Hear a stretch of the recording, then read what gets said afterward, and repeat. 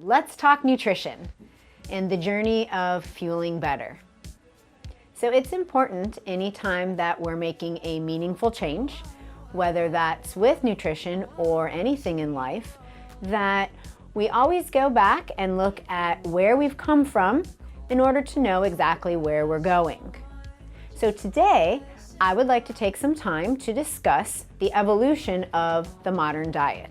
So let's first start with where we began, and that is as hunters and gatherers. So we started as a society in a lot of movement, hunting and moving around and trying to find our food sources. So that meant that everything was locally sourced, it was minimally processed, it was nutrient dense, and it was seasonal.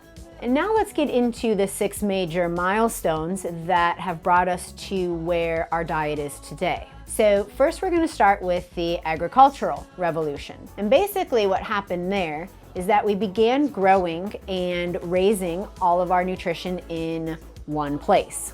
So this meant we had less nutrient dense food, less soil quality, and we began to see the onset of more communicable disease. So the next milestone is the introduction of processed sugar. In the beginning, processed sugar was a treat only for the wealthy, and they ate on average 4 pounds per year. If we fast forward to modern times, the average American consumes anywhere from 150 to 200 pounds of sugar per year. The next milestone brings us to the Industrial Revolution. So this is when we began buying versus growing our food. This led to having to ship food, which meant preservatives. It meant something called a shelf life.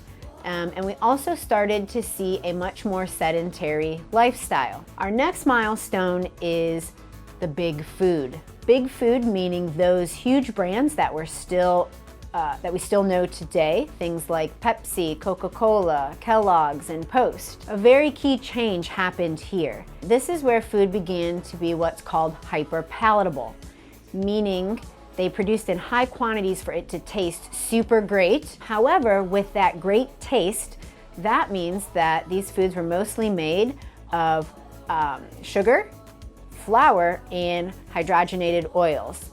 So with this great taste, we saw very, very poor nutrient. Fast forward to our next milestone, which is the chemical revolution. So this started around the time of World War II when we started shipping things like quality meats and butter to our troops, which meant that the rest of the society needed a way to make food in abundance and really cheap.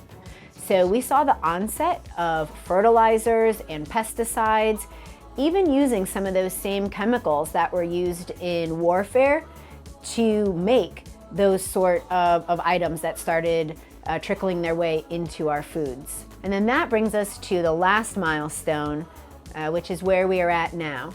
So all 5 of these have layered into our current modern diet, which also includes us being on devices, having a much more sedentary lifestyle, spending greater hours in slumped seated postures, which greatly reduces our digestive ability. As we embark on this journey of fueling better, it's important to keep these 6 milestones in mind.